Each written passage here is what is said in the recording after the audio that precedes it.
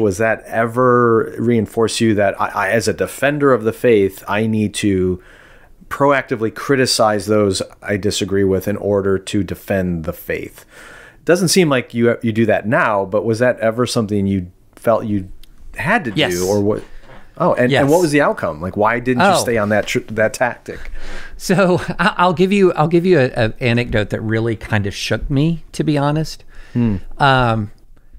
I always had a self-conception that of myself as being, not perfectly, but reasonably like a kind person. Like I put a premium on trying to exhibit that virtue. But I also had this sort of persistent failing in that I was also, and still am in some ways, quick-tempered. And so there were times, and I can think of one class in particular in law school, that my temper got the best of me again and again. And I was quite combative in the class. There were certain people in there that rubbed me the wrong way, and I was combative. And a friend of mine, this was a few years after I graduated, a friend of mine ran into one of those classmates and at like a dinner or something, and they started talking about school, and my name came up. And my friend had to convince this classmate of mine that actually I was a decent person. like had to convince him, no. And when he related that story to me, it deeply impacted me because I remember feeling a fleeting sense of guilt or a fleeting sense of disappointment with myself that I had after classes where it would get heated, that I had behaved the way I'd behaved. But then I just kind of asked God for forgiveness and moved on. I never circled back to the people I got angry at and asked them to forgive me. I just asked God to forgive me and I moved on.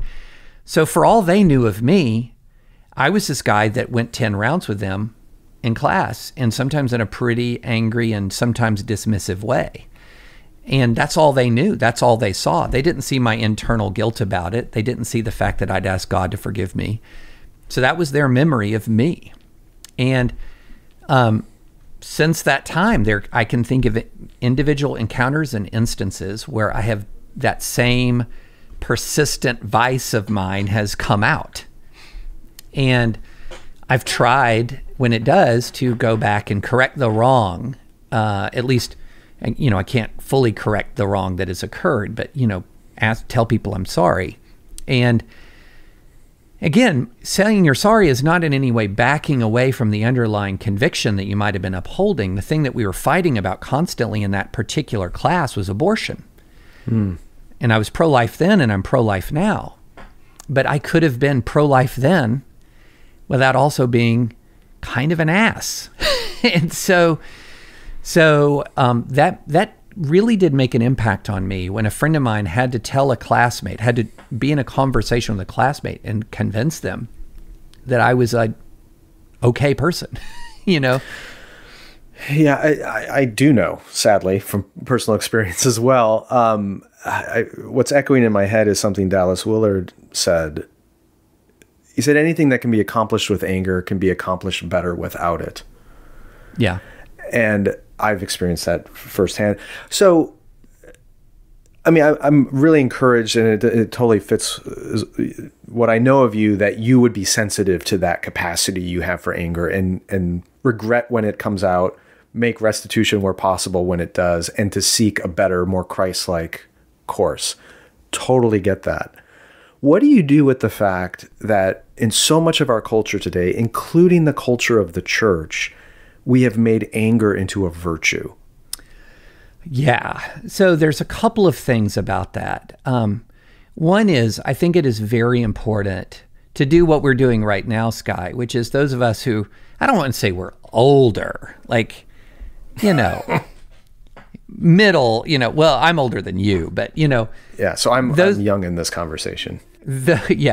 Young whippersnappers like you, Sky. No, that those of us who have regrets communicate the existence of those regrets and why. So to sort of say, and I've done this in other contexts, like when talking about some of my understandings about race, I wrote a piece, and at the very end of the piece, this was one of the most viral things I've ever written. At the end of it, I said, don't be like me. You know, and what do I mean by like me? I mean somebody who didn't credit what my black friends and neighbors and brothers and sisters in Christ were telling me about the world in which we live.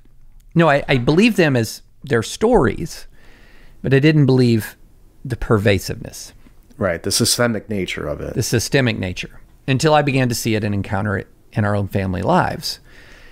And then I felt real regret, right? And so that's why I wrote, believe this, don't be like me, right? So I think there's some real value in saying to people who are younger, don't do this. I've been there and it does not end up where you want to be. So there's that. And then there's the other sort of larger argument over the fruit of the Spirit in general and how much we need to be leading with that as a church. And so taking on that idea. And then one thing that I also try to do is while I will speak a lot about civility and decency and kindness, etc., I do not come down on like a ton of bricks using whatever platform I have on younger Christians who I think are not doing this publicly. I think a lot of them are going to regret this. A lot of them who are in their 20s or early 30s right now and are absolute Twitter warriors are going to, in a few years, be kind of like I was when I was a law student and when I look back on my own ability to lash out.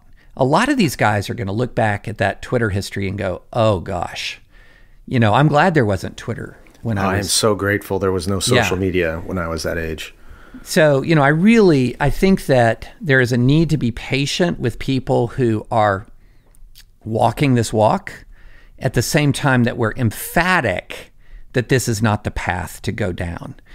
And we should be emphatic with humility in the sense that I'm emphatic about this because I know firsthand the cost of departing from this biblical standard.